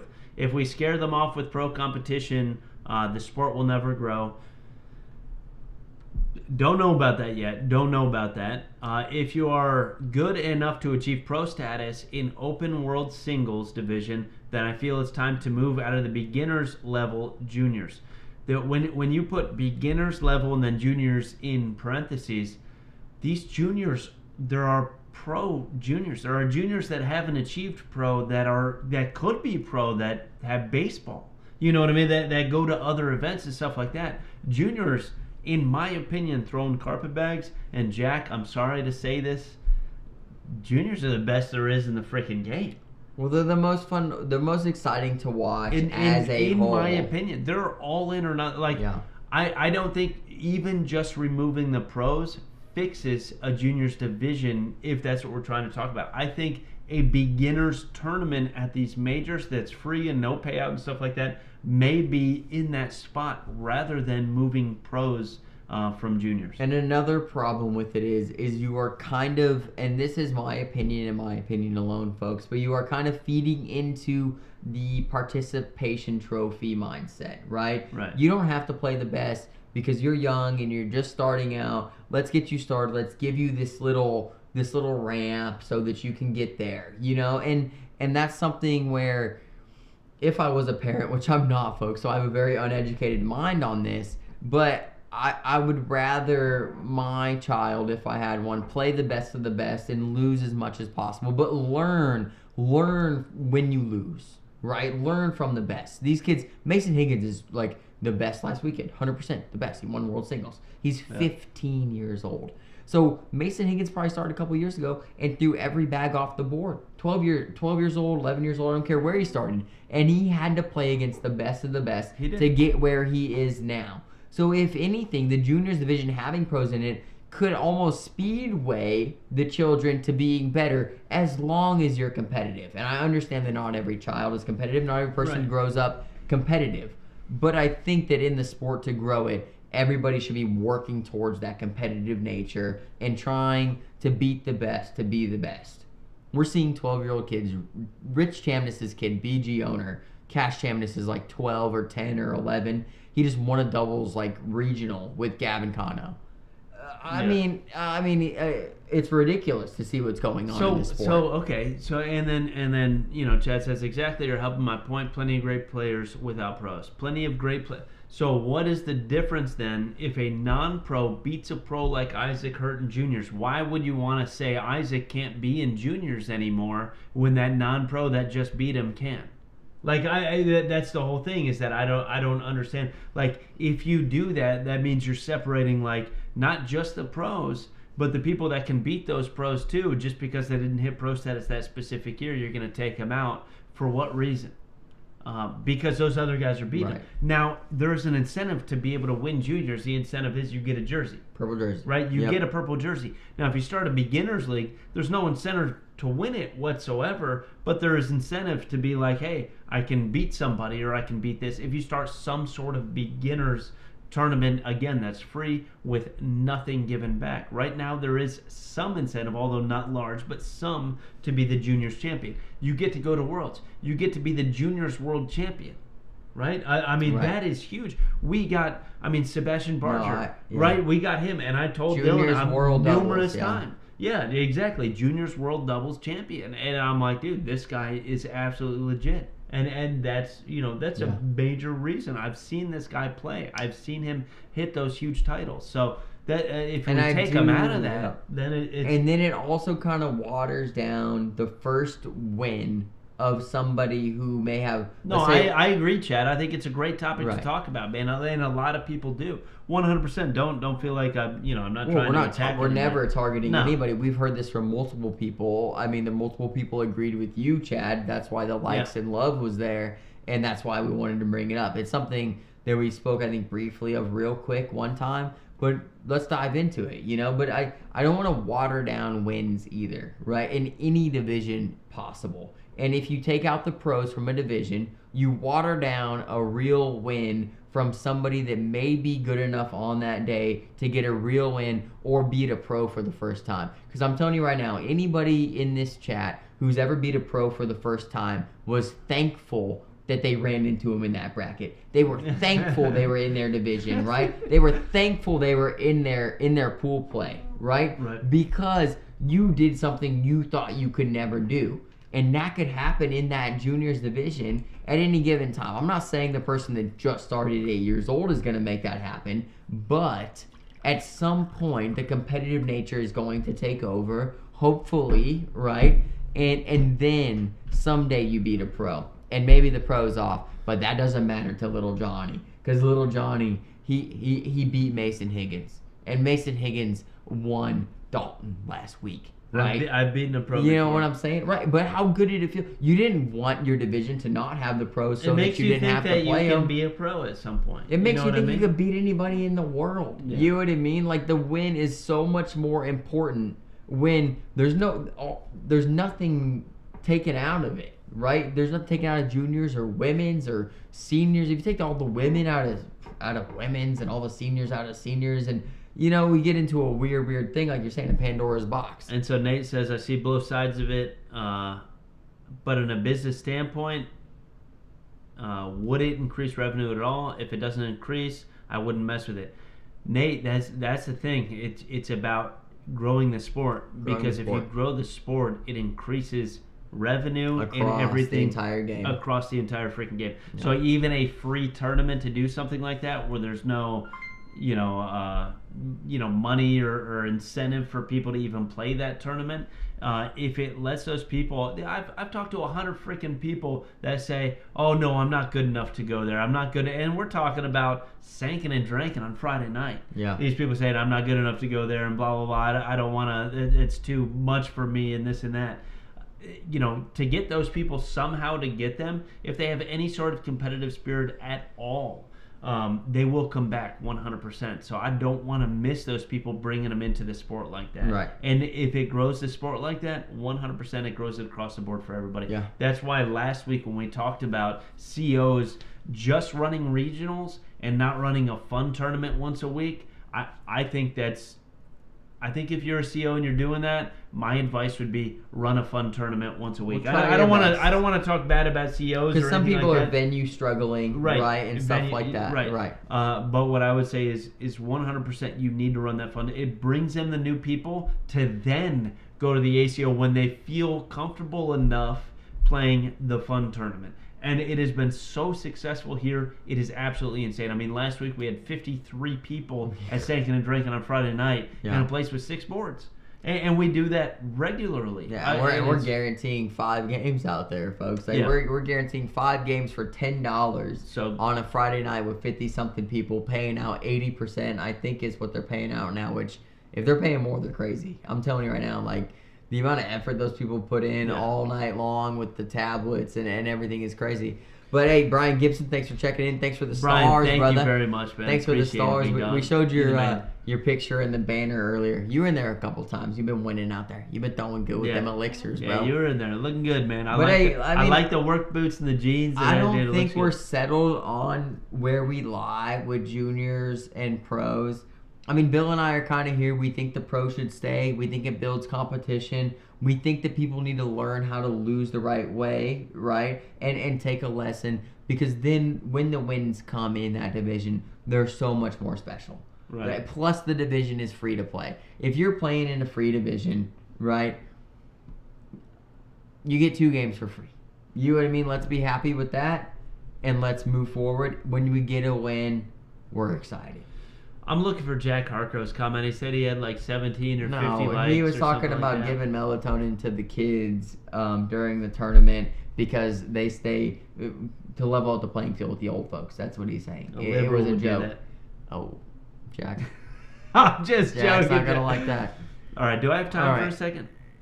A second what? Can you do the personal hygiene one? Because you smell sometimes when we play. No, I don't. I No, never no, smell. you smell- I smell good. Sometimes you smell bad. You Never. have that cologne on you just in case So you do good. smell bad. Because It's when you so perspirate, dude, good. it smells like a pig rolling in shit. But You gotta go I pee? do have to use Yeah, the restroom. there's a surprise. Sorry, folks. John Curtis. We'll read John Curtis right here. Gosh, folks. We got Bill. Dude, He's your in legs and out. are In and out. All right. John Curtis, my opinion for me, I like the competition to have the pros and juniors because if you win juniors, it will make you feel better about yourself. If you win with the pros in it, and if you beat a pro in juniors, might boost your confidence of beating a pro in world singles or encourage a new player to play world singles. Completely agree, John. Completely agree, brother. Speaking on, I guess, personal hygiene, folks, just wash your body. Just wash your body. I'm telling you right now, this isn't even a topic to bring up. And Jack's either about giving melatonin to the kids. We're not worried about that, okay? Jack, take some vitamin D, take some vitamin C, a Fiber One bar. I'm telling you, T-Bone Dawson, he's been playing great, all right? You got to take some notes from old boy. What we're going to talk about next, though, when Bill gets back, is top 10, top 20 women, or top women in general, making their pro status based off women's rankings, which is, I believe, the comment that we had, and I'll try my best to find it. I don't know where it's at right now. I'm gonna have to find it though. But I mean, we got some strong feelings on this. Also, the 30 to 55 age division for men. Men only 30 to 55, or even 30 to 55 in general division is absolutely ridiculous. You people, when I say almost me, I'm 29, so you old people, 30 to 55, you old people, you make up 85%-ish of the people already playing. So I'm never going to understand why you would want that division. The World Singles division is pretty much your division, okay? So put your privilege in your pocket for just half a second and just be okay with where you're at. That's kind of where I'm at with that. So it was Sebastian right here. The top 10 to 20 women in women's standings should also receive pro status. Justine Smith, I think they need to definitely take top 10 for sure. Wendy Barger, don't make me start playing women's. It stresses me out. That's funny. Tom Meineke, I totally agree. They don't recognize the women for their accomplishments. The ACL gives pro status to the top 10 women in open singles standings. We're moving. We're switching. All right. Bill's back. Bill's back. We got Okay. enough done to where... I know, you're talking about the women's being pros top 20. Yeah, right? but we need the chat back. What I would lost say the about that, chat. I don't agree with Dylan on this one. I think you need to make it in singles to be a pro. I would say we went through it and we did a little bit of analytics behind this, right? We saw, I think, six women pro, right? So Six last year, for the out top of the 80. top 10, out of the top 10 women, 6 of them made the top 80. So 60% of your top 10 women are already making pro status. I would say, 60% of them are already making pro status, but to make a pro in just the specific women's division, there is no specific men's division and this and that. And if we're talking about like equal representation of people being pros, because let's say there's, I don't know, maybe we'll say 20%, even though it's much lower than that, but 20% of women play the sport in singles, Right. and if only 6% of them are making pros, or 6% of the top 10 women anyway, then the amount of women making pros are what, 4% or something like that. of the top 10 are making it. But let's ask a question real quick. Bill. I don't think equal How- representation is the appropriate answer for something. Why? Okay, My let's opinion. ask this question. Why are women not winning more majors? So we saw McKinnon Ballou win this year. Maggie Geiger. Why is it? The reason is because the percentage of women's players in the sport is lower than most of the players is the biggest factor. 100%. It is the biggest factor. And when I'm saying proportionally, let's just say that 20% of the entire sport is women. We'll just say that. And if we look at our analytics for the podcast and stuff like that, it's lower than that. So yeah. I'm being very favorable to the women's side. So if 20% of women play the sport compared to men, so 80% of the sport is men playing it.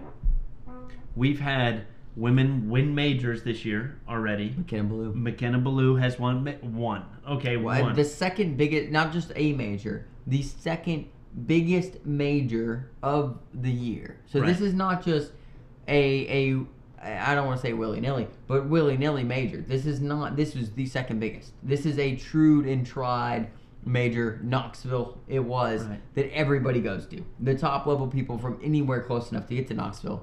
And she won. To Knoxville. She won. I don't think that there is a disadvantage at all between women and men in the sport of cornhole. So if you throw it out that just women's, this specific division, the top 20 or 10 or 5, whatever it doesn't even matter, whatever it is, become pro, when there's no way that women are disadvantaged compared to men in this specific sport, I would say that is doing men a disservice in the sport. I would say it's doing women a disservice, Bill. Because at this point, right, you're telling them we're going to give you this because you aren't equal to this. Right? You might be your top 10 in women's, but I know you didn't make top 80 or top 96 of world singles, but since you made top 10 in this division, the women's division, you're going to get pro status anyways. And then we get back to this, folks. Our top 10 juniors going to make it. Our top 10 seniors also allowed in. And if you're going to allow women's, then you also have to allow both of those divisions. And that is where that has to stand. And then you're like, oh, well, there's more women than either one of those divisions. That's a fact. And we go back to percentages of what we just talked about, right? With junior pros and women's pros and seniors pros, and now you have to eliminate all those people, right? I just think when you're throwing a 1 pound bag 27 feet, I do not think there is an advantage to a male. In my opinion, I think that I know for a fact there's women that could smoke the best of the best. We saw McKenna Ballou do it to Isaac Hurt. We saw it firsthand. Why does it not happen that often? Because of the percentage of women that play the sport in general. Do I want to grow that? Can we see growth from giving pro status to the top 10 women? Maybe. But I think I think the women in the top 10, I think the 6 women that earned their pro status last year are more happy to win it, or to get it, because they're in the top 80 of world singles rather than the top 10 of women's singles. That is my argument. Saying that it does a disservice to women, I kind of agree with that now. It's like, if I played a tournament, let's just say I beat the number 1 woman in the world, right? And they got that based upon the women's specific ranking and got that pro status. So I beat a pro, not only the pro, but the top woman in the world.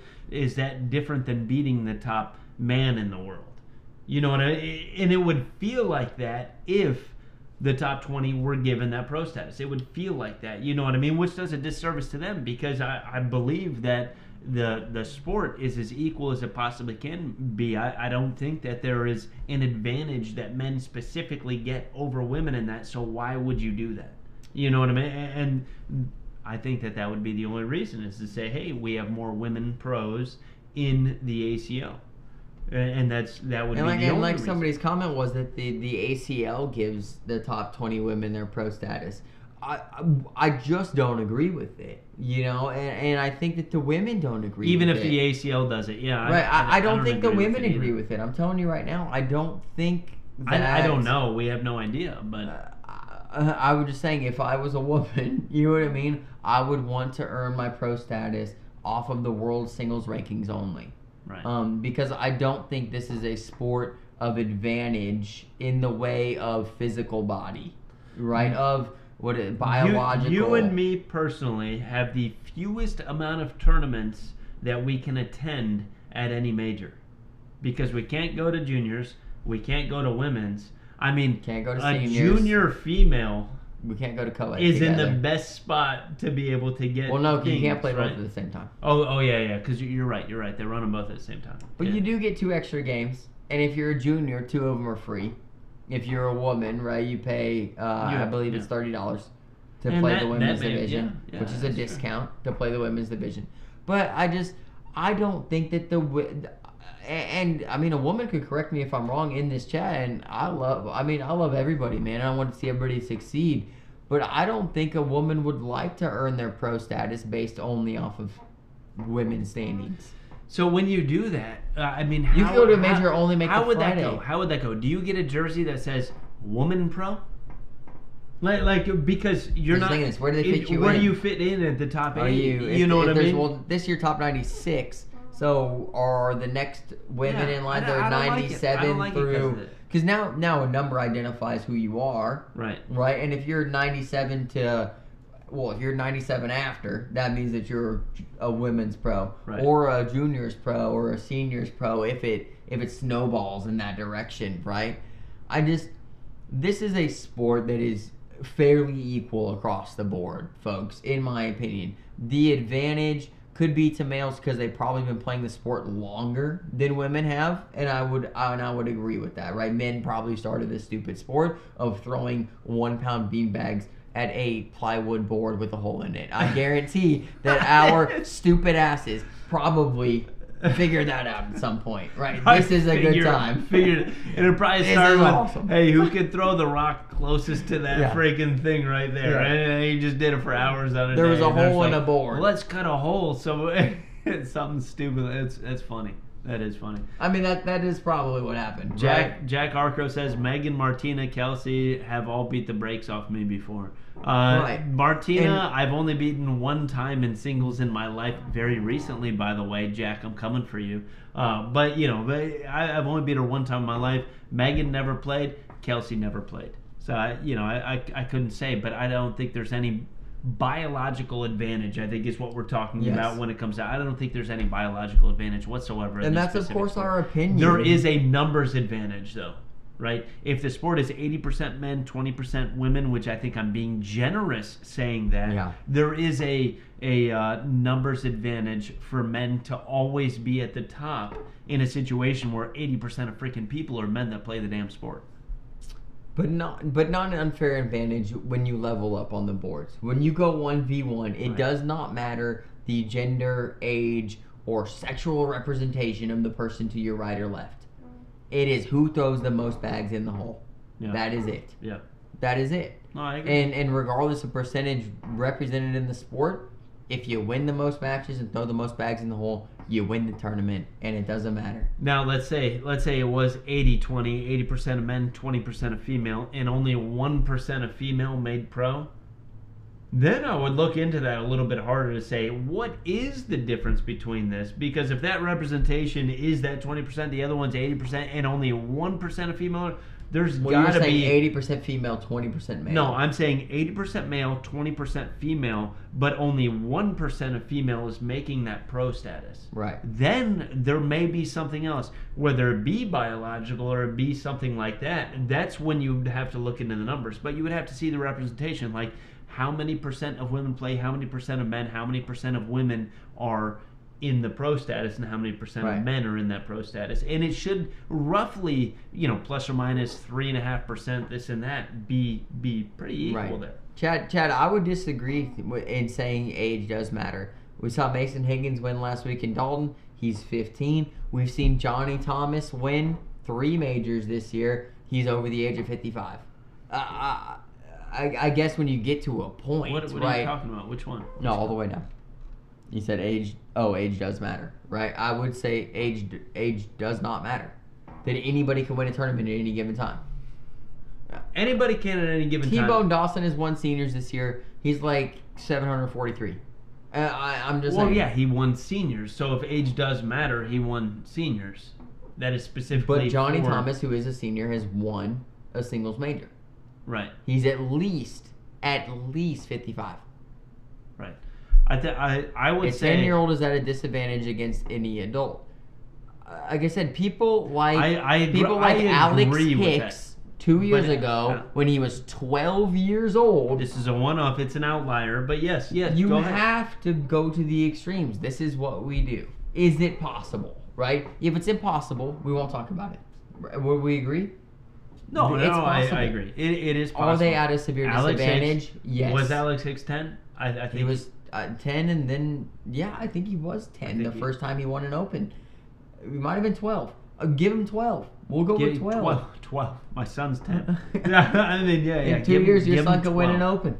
I get it. You know, there is a threshold on both sides, and there is an advantage to, let's say, but it's a percentage-based advantage, right? And then when you talk about youngsters, you're talking about motor skills at this point, and then when you talk about really old people, you're talking about also motor skill deficiencies. Yeah. Like that's where we're at on that, and there's obviously a threshold on either side, but for the most part, go ahead. No, I like Kayla's comment. I'm sorry. It's a little bit different than age and stuff. She said, there are some men that I have played against think it is an absolute disgrace when they get beat by a female, and it just grinds my gears. Kayla, good for you. You know what? I love when you beat those guys. I love when you beat those guys because my wife and I will show up to like just some fun tournament at, local bar O'Connor's or something like that. And there's all these dudes there that don't play competitive whatsoever. And my wife will just, whoop their asses. I love it. I sit there and they get so freaking angry. Me personally, I think it's the funniest thing ever, and I hope she does too. Right. I really do, because honestly, they have no freaking clue, most of these people, and if they are playing competitive and you guys freaking smoke them, and they get mad at that, just because I love it. Personally, I think it's the funniest thing. Yeah. An adult can't face an 11-year-old in MMA for a reason. Chad, 100%. But MMA is very different than cornhole. It is. 1 pound bag, 27 feet. That's all we're talking about. We're not talking about punches to the face. I get what you're saying. Sport is sport. That's where his head's at right now. Sport is sport. Yeah. I wouldn't want to put my 10-year-old in the NFL. Right. Right. And think my 10-year-old couldn't go against Tiger Woods, even with a handicap and with being up at the juniors or whatever it's called in golf, the closest to the pin and this and that. Even those things that they try to do to equalize the outcome of the sport, right? Even those things, I personally don't think it's right. I think that, look, if you really want to have a beginners only division, or beginners only for absolutely nothing, I think that is the answer to all of those, because there are 11-year-olds that can throw absolute gas and want to compete against those other pros. And there are 11-year-olds that may have just started the sport. Right. And if they have just started the sport, or maybe they played for 6 months, there's whatever also, it is. Bill, there's also 30-year-old men who have just started the sport that are equally as bad as the 12-year-old that just should be playing a beginner's portion if they want a chance to destroy their side, beat the people, whatever it may be, to build that confidence, and that they could all fall into the beginners. I don't know. I don't think I would not like to see the ACO go in the direction of removing pros from juniors and or awarding pro status to top 10 to top 20 women's division. Yeah. I think that it takes away from those two divisions of players. And that is what I'm not either of them. I am not either of them. I'm not a junior nor a woman. But I do think it takes away from those players when it gets down to brass tacks, when it becomes pro status at the end of the year. What is special is making pro status in one division. Yeah. Everybody's not going to make it. Everybody's not going to have a chance. Hearts are going to be broken. There's going to be 81 Bubble Boy. Regardless of age and you know gender. what I mean? Is going to be mad because they were one spot away. It's going to happen regardless of anything. It happens every year. if you want to start out the game and you want to start beating people, you got to go to those fun tournaments. You got to find something like that to do rather than go to sanctioned tournaments as a beginner, as just starting out, as that new person to start doing it, because Jace Thompson put in a lot of work. Right. And I'm not saying other kids didn't put in a lot of work, but he put in a lot of work. He's not just a natural.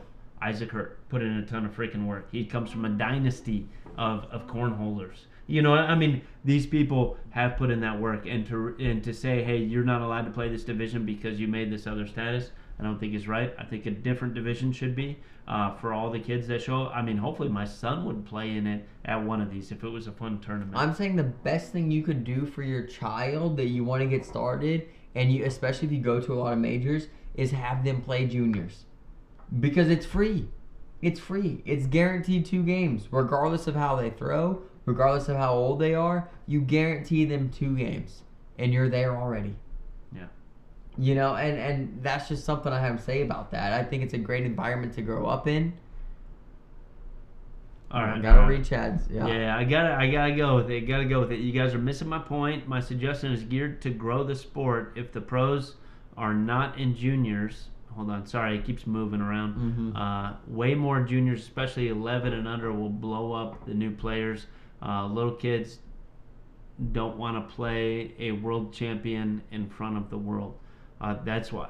Again, I completely understand. Yeah. If a beginner division, and not really, I wouldn't want to call it but a beginner tournament, and you can have it on both days if you want, because they're not going to be playing singles, doubles, senior. They're not going to be playing. You can have 2 beginner tournaments, one each day at most of these events for the stuff, as long as there's extra boards and stuff like that.